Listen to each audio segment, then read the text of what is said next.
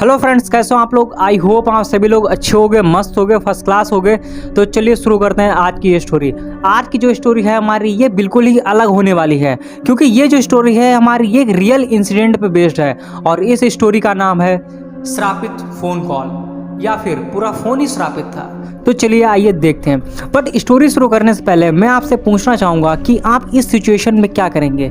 आप रात में अपने घर पे सो रहे हैं और ठीक रात के 2 बजे आपके फ़ोन पे एक अननोन नंबर से कॉल आता है, तो क्या आप उस फ़ोन को उठाएंगे या नहीं उठाएंगे। अगर आप वो कॉल उठाने के बारे में सोच रहे हैं तो मैं प्रॉमिस करता हूँ आप इस वीडियो को देखने के बाद में आप कभी भी रात में कोई अननोन नंबर से कॉल नहीं उठाएंगे। तो क्या हुआ इस स्टोरी में, जानने के लिए आप ये स्टोरी पूरी देखिए। ये बात है आज से 10 साल पहले की, यानी 2016 की। जयपुर से तकरीबन 30-35 किलोमीटर की दूरी पे एक गांव था। उस गांव का नाम था रामापुर। उस गांव में एक आर्यन नाम का लड़का था जिसकी उम्र तकरीबन 16 साल थी। आर्यन एक बहुत ही गरीब परिवार से बिलोंग करता था और उसके माता पिता किसानी करते थे। आर्यन का परिवार बहुत ही ज़्यादा गरीब था और कभी कभार तो 2 टाइम का खाना भी जुटाना बहुत मुश्किल की बात हो जाती थी। आर्यन धीरे धीरे अपनी गरीबी देखते हुए बड़ा हुआ था। आर्यन अभी इतना बड़ा नहीं था कि वो कहीं बाहर जाके काम कर सके। आर्यन का एक दोस्त था जिसका नाम था रवि। रवि के बड़े भाई ने अपने गांव में पहली बार एक फ़ोन रिपेयरिंग की दुकान खोली। आर्यन भी रवि के घर जाता था और वो दुकान पे जाके बैठता था जब भी उसके पास खाली समय होता था। और धीरे धीरे कुछ दिन ऐसे हुए कि रवि अब रोज़ उनकी दुकान पे जाके बैठता था और देखता था कि फ़ोन कैसे रिपेयर होते हैं, उसमें क्या खराबी होती है, उसको कैसे ढूंढा जाता है। अब आर्यन हर रोज़ ही उनकी दुकान पे जाने लगा और वो काम देखने लगा। धीरे धीरे करके दिन बीतते गए। अब आर्यन को तकरीबन 2.5 साल होने जा रहे थे और अब आर्यन को दुकान का सारा काम आता था कि कस्टमर कैसे मैनेज किया जाता है, फ़ोन कैसे रिपेयर किया जाता है, फ़ोन में खराबी कैसे ढूंढी जाती है। आर्यन को ये सारा काम आने लगा था और रवि के बड़े भाई भी ये बात जानते थे कि आर्यन को सारा काम आता है। इसीलिए रवि के बड़े भाई ने एक दिन आर्यन से कहा, आर्यन अब तुम सिर्फ काम देखने वाले नहीं रहे बल्कि अब तुम मैकेनिक हो चुके हो, तुमको दुकान का सारा काम आता है। अगर तुम चाहो तो तुम मेरी दुकान पे काम कर सकते हो, मैं तुम्हें इसके हर महीने 10,000 रुपये दूंगा। आर्यन को ये बात सुन के आर्यन बहुत खुश हुआ और उसने तुरंत हाँ कर दिया कि अब आर्यन को कहीं भी बाहर जाने की ज़रूरत नहीं थी, वो अपने गांव में ही रह के एक नौकरी कर सकता था। आर्यन ने अगले ही दिन से उस दुकान पे काम करना शुरू कर दिया था और उस दुकान पे काम करते करते आर्यन को तकरीबन 3 से 4 साल हो गया था। इन 3 से 4 सालों में आर्यन ने अपने पास भी पैसे जमा कर लिए थे और आर्यन ने पहली बार अपने माता पिता से कहा कि मैं भी एक अपनी खुद की फ़ोन रिपेयरिंग दुकान खोलूँगा। तो आर्यन के माता पिता इस बात को सुन के बहुत खुश हुए। कुछ आर्यन के पास में पैसे कम पड़ रहे थे तो आर्यन के माता पिता के पास भी जितनी भी सेविंग्स थी उन्होंने आर्यन को दे दी। तब आर्यन के पास इतना पैसे हो चुके थे कि वो खुद की दुकान खोल सके। आर्यन ने जयपुर के पास में एक खाली दुकान देखी जो कि दुकान शहर से थोड़ा पास में थी। तो आर्यन ने वहाँ पे पहली बार अपनी खुद की फ़ोन रिपेयरिंग शॉप खोली। कुछ दिन तो बहुत अच्छा रहा और कुछ साल भी बहुत अच्छे रहे। 1-1.5 साल काम बहुत अच्छा चला और कुछ समय पहले की बात है, आर्यन अपनी दुकान पे सुबह सुबह आके बैठा था। उसने अपनी दुकान जैसे ही खोली थी, एक बूढ़ा आदमी आर्यन के दुकान पे आता है। उस बूढ़े आदमी की उम्र तकरीबन 60-65 साल की होगी। उस बूढ़े के हाथ में एक टूटा हुआ स्मार्टफोन था जो बिल्कुल ही ऑन नहीं हो रहा था, बिल्कुल ही डेड था। वो बूढ़ा आदमी आर्यन को फ़ोन दिखाता है और कहता है, बेटा क्या ये मेरा फ़ोन सही हो जाएगा। आर्यन वो फ़ोन देखता है और कहता है, हाँ ये सही हो जाएगा। तो वो बूढ़ा कहता है, ठीक है बेटा ये मेरा फ़ोन रख लो और मैं कल लेने आऊँगा। तो आर्यन कहता है ठीक है। और जैसे वो बूढ़ा आदमी जाने लगता है आर्यन बोलता है, अरे बाबा इसका पासवर्ड क्या है। तो वो बूढ़ा हंस के बोलता है, बेटा पासवर्ड की चिंता मत करो, पर एक बात मेरी ध्यान रखना, जब ये फ़ोन ठीक हो जाए तो इसको रात के 2 बजे इसको कभी ऑन मत करना। आर्यन हंस पड़ता है और बूढ़ा बस इतना बोल के वहाँ से चला जाता है। आर्यन अगले ही 2-3 घंटे में वो फ़ोन बिल्कुल सही कर देता है और साड़ी में रख देता है। अब 1 दिन होता है वो बूढ़ा नहीं आता है, 2 दिन होता है बूढ़ा नहीं आता है, 3 दिन में हो जाते हैं, उस बूढ़े का कोई भी पता नहीं होता है। चौथे दिन आर्यन को पेपर में खबर मिलती है कि जयपुर के अजमेर हाईवे के पास में एक बूढ़े आदमी की कार एक्सीडेंट में मौत हो गई। अब आर्यन जैसे ही उस आदमी की फ़ोटो देखता है आर्यन शॉक हो जाता है कि वो वही बूढ़ा आदमी था जो 3 दिन पहले आर्यन को अपना फ़ोन दे गया था। अब आर्यन उस खबर को पढ़ता है और बाद में वो फ़ोन देखता है तो आर्यन अब सोचता है कि अब इस फ़ोन का कोई भी मालिक नहीं है, तो अब इस फ़ोन का क्या करूं। तब भी आर्यन वो फ़ोन अपनी दुकान में ही रखा रहने देता है। अब तकरीबन 15 दिन होने जा रहे थे, उस फ़ोन को कोई भी पूछने नहीं आता है। वो बूढ़ा आदमी तो मर गया था, पर इसके अलावा भी उस फ़ोन के बारे में कोई भी पूछने नहीं आया था। जब आर्यन ने वो फ़ोन खोल के देखा तो उस फ़ोन में ना ही कोई नंबर था, ना ही कोई गैलरी थी। फ़ोन ऐसा लग रहा था जैसे किसी ने वो फ़ोन पूरा रीसेट कर दिया हो, और उस फ़ोन में बैटरी सिर्फ केवल 5% थी। आर्यन ने वो फ़ोन चार्ज पे लगाया और अपना काम करने लगा। जब आर्यन शाम को घर जाने की तैयारी कर रहा था तो आर्यन ने वो फ़ोन देखा, फ़ोन पूरा चार्ज हो चुका था। आर्यन ने चार्जिंग से फ़ोन निकाला और दुकान में ही छोड़ दिया और अपना घर आ गया। नॉर्मल रहा, आर्यन ने खाना खाया और सो गया, और सुबह उठ के 10 बजे अपनी दुकान पे आ गया। आर्यन ने जैसे ही दुकान खोली और पास में ही आर्यन की नज़र उसी फ़ोन पे पड़ती है। आर्यन फ़ोन देखता है, उसकी बैटरी मात्र 40% थी। वही फ़ोन जो आर्यन ने कल पूरा 100% पे चार्ज किया था, और आज सुबह उसकी बैटरी सिर्फ 40% थी। ऐसा लग रहा था जैसा किसी ने वो फ़ोन रात में चलाया हो, पर वो दुकान तो बंद थी, तो ऐसा कैसे हो सकता था। तो आर्यन ने सोचा शायद इस फ़ोन की बैटरी ख़राब है, इसलिए इसकी बैटरी ड्रेन हो गई है। तो आर्यन वापस फ़ोन को लगाता है, चार्ज करने के लिए छोड़ देता है और अपने काम में लग जाता है। आर्यन अपना दोपहर में खाना खाता है तो आर्यन की नज़र उसी फ़ोन पर पड़ती है। आर्यन देखता है और कहता है, यार आज 20 दिन होने जा रहे हैं इस फ़ोन को, कोई भी पूछने नहीं आया है, और फ़ोन भी काफ़ी अच्छा लग रहा है।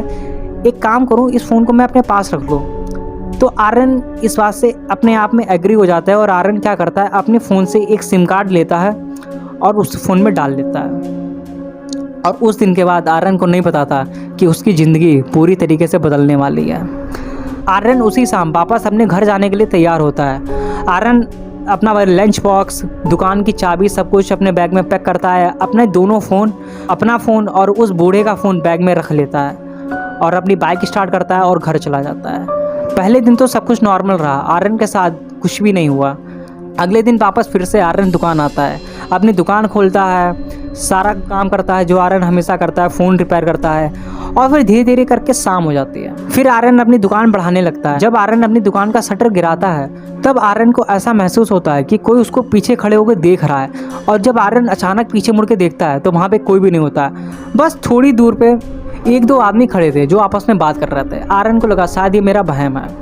आर्यन अपनी बाइक स्टार्ट करता है और अपने घर चला जाता है। आर्यन वापस अपना नहाता है, हाथ मुंह धोता है और खाना खाता है। खाना खाने के बाद तकरीबन वो 11 बजे अपने कमरे में जाता है और वो अपने दोनों फ़ोन अपने बेड के पास में रख देता है और आर्यन सो जाता है। उस रात पहली बार आर्यन को एक अननोन नंबर से कॉल आता है। आर्यन वो कॉल जैसे ही उठाता है, उस तरफ से पहले तो कोई भी आवाज़ नहीं आती है। फिर अचानक एक लड़की बहुत धीरे से बोलती है, हेलो, कोई मेरी आवाज़ सुन रहा है? प्लीज़ मेरी हेल्प करो। और आर्यन जैसे ही बोलता है हेलो हेलो, कॉल कट जाती है। आर्यन एकदम से उसकी नींद खुल जाती है और आर्यन उस कॉल की तरफ देखता है। एक अननोन नंबर से कॉल आती है और आर्यन वापस उसी नंबर पे कॉल लगाता है, पर वो नंबर स्विच ऑफ बताता है। आर्यन पहले तो सोचता है शायद ये किसी ने गलती से लगा दिया होगा। आर्यन वापस फ़ोन रखता है और सो जाता है। पर उस दिन के बाद आर्यन की ज़िंदगी पूरी ही बदल गई। आर्यन जैसे ही सुबह उठता है और अपनी दुकान की तरफ जाता है, और आर्यन अपनी दुकान पे जाके बैठता है, अपना काम करता है। और उस दिन के बाद से जो आर्यन का फ़ोन था वो रखे रखे अपने आप चलने लगता था। कभी ऑन होता, कभी ऑफ होता, कभी स्क्रीन उसकी अपने आप ब्लिंक करने लगती, कभी यूट्यूब अपने आप खुल जाता, कभी फेसबुक अपने आप खुल जाता, कभी यूट्यूब पे वीडियो अपने आप प्ले होने लगती है। तो आर्यन को वो लगता है शायद फ़ोन हैंग कर रहा है। आर्यन इतना ध्यान नहीं देता है, आर्यन अपना काम करता है। और अगली रात वापस जब आर्यन अपनी दुकान बढ़ा के अपने घर आता है, तो आर्यन जब अपनी बाइक स्टार्ट करता है तो आर्यन को ऐसा महसूस होता है कि जैसे कोई उसको घूर रहा हो, उसको कुछ देख रहा हो। पर आर्यन जब पीछे मुड़ के देखता है तो आर्यन को कोई भी नज़र नहीं आता। अब आर्यन को ऐसा लगता था कि कोई 24 घंटे उसके आसपास है। उसको एक अजीब सी घबराहट फील होती थी कि जैसे कोई उसके ऊपर नज़र रख रहा हो, पर आर्यन को वहाँ पे कोई भी नहीं दिखाई पड़ता था। आर्यन वापस अपने घर आता है, नहाता है, खाना खाता है और अपने कमरे में चला जाता है। फिर उस रात आर्यन को एक अननोन नंबर से कॉल आता है। आर्यन वापस फ़ोन उठाता है और एक लड़की बहुत ज़ोर ज़ोर से रोती है, जैसे वो चीख रही हो, और वो कहती है प्लीज़ मुझे बचा लो, प्लीज़ मुझे बचा लो, किसी को मेरी आवाज़ सुनाई पड़ रही है। आर्यन हेलो हेलो करता है, पर उस तरफ से ऐसा लगता है कि जैसे बहुत सारी चीखें एक साथ में चीख रही हों, और एक लड़की बोल रही हो। आर्यन के पसीने छूट जाते हैं इस बात को सुन के। आर्यन तुरंत वो कॉल रिकॉर्ड करने की कोशिश करता है और कॉल वैसे ही कट जाती है। आर्यन तुरंत अपनी कॉल हिस्ट्री चेक करता है पर आर्यन को वहाँ पे कोई भी नंबर नहीं दिखता है, जैसे कि किसी ने कॉल हिस्ट्री से वो नंबर डिलीट कर दिया हो। पर वो फ़ोन तो आर्यन के हाथ में ही था, तो किसने डिलीट किया? आर्यन ये बहुत ही ज़्यादा इस बात को लेके घबरा जाता है। पहली बार आर्यन को पूरी रात नींद नहीं आई थी और आर्यन को ऐसा लग रहा था कि आर्यन के साथ में उस कमरे में कोई और भी है। आर्यन उस रात बिल्कुल भी नहीं सो पाया था। अगले ही दिन आर्यन अपनी दुकान पे जाता है। आर्यन अपनी दुकान पे बैठे बैठे जो रात में आर्यन के साथ में हुआ उसको आर्यन सोच रहा था और तभी आर्यन की दुकान के पीछे जो सामान होता है वो अपने आप गिर जाता है। तो आर्यन को लगता है शायद अपने आप गिर गया होगा। आर्यन वो सामान उठाता है, अपनी दुकान में वापस रख देता है और फिर पूरा दिन सब कुछ नॉर्मल रहता है। आर्यन अपनी दुकान बढ़ाता है और अपनी बाइक स्टार्ट करता है। पर आर्यन को इस बार ऐसा लग रहा था कि जैसे बाइक थोड़ी हैवी चल रही हो, जैसे कि कोई आर्यन के साथ में बैठा हो। पर आर्यन जब पीछे मुड़ के देखता है तो कोई भी नहीं होता। तो आर्यन शायद इसको समझता है कि शायद ये मेरा वहम है। आर्यन अपने घर जाता है और आर्यन जब वापस सोने के लिए जाता है, आर्यन अपने मन में सोचता है कि अगर इस बार कॉल आएगी तो मैं रिकॉर्ड करूँगा, और ऐसा ही होता है। आर्यन को फिर आज रात 2 बजे उसी अननोन नंबर से कॉल आती है और इस बार उस लड़की की आवाज़ बिल्कुल साफ थी। वो बोल रही थी, हेलो आर्यन। और आर्यन ने जैसे ही देखा, आर्यन ने तुरंत कॉल रिकॉर्ड की और कॉल अपने आप कट जाती है। पर मात्र 5 सेकंड की रिकॉर्डिंग आर्यन के फ़ोन में रिकॉर्ड हुई थी और आर्यन ने तुरंत वो अपना फ़ोन उठाया और वो नंबर अपनी दीवार पे नोट कर दिया।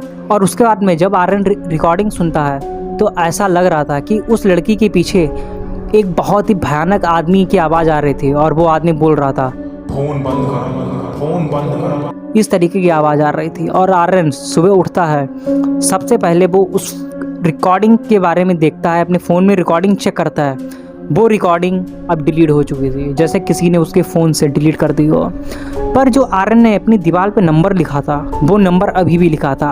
आर्यन अपनी दुकान में जाता है और इंटरनेट पे उस नंबर के बारे में पता करता है। तब आर्यन को पता चलता है कि ये नंबर तो 10 साल पहले ही बंद हो चुका है और ये नंबर किसी निशा नाम की लड़की का था। ये सुन के आर्यन के पैरों को नीचे से ज़मीन खिसक जाती है और उस रात फिर आर्यन अपने घर जाता है और आर्यन को हमेशा ऐसा लगता है कि कोई उसके साथ में है।